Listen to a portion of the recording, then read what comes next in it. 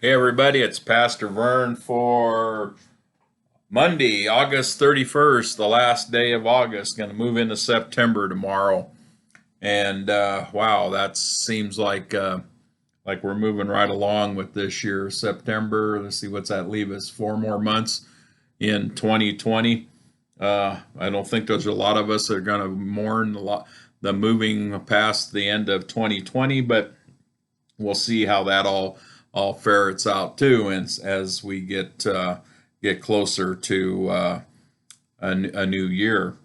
Um, we have gone through the Gospels and the Book of Acts in the last few days, and now we're going to start into the epistles. The epistles are letters written to the churches and to individuals. A good share of the epistles were written by Paul. Now remember, Paul's a convert.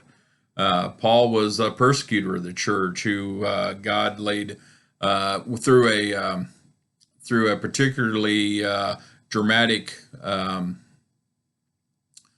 event, changed Paul's heart, and now he's all in. He's in, and he becomes an authority in a lot of the doctrine of the church as it moves forward. The epistles are cover all just about all the doctrine of the church from one uh, area to the other. And the book of Romans, which is the first of the epistles, uh, the doctrine is very important in there, and it covers a great deal of it. The doctrine of the church, how what we should believe, what we don't believe, the fundamentals of what's going on, and how salvation is needed by everyone. That it's not a specific to some group or some individuals, but we all need to seek salvation in our lives.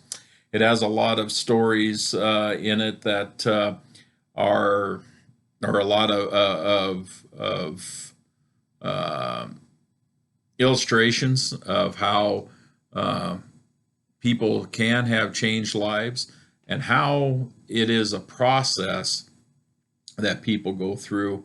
Paul had visited Rome uh, before this, and then this was in response to some concerns that the church had. Remember that the doctrine of the church wasn't necessarily written down and handed out to everyone. It was mostly an oral tradition, and we haven't got to the point yet where we're doing a lot with creeds and with those things that are going to be universal beliefs in Christianity. So a lot of this is taken on an ad need basis, and a lot of what we have in Romans also deals with morality and immorality, which is some of the first of delving into how the lessons of Jesus during his ministry are to go out through the world.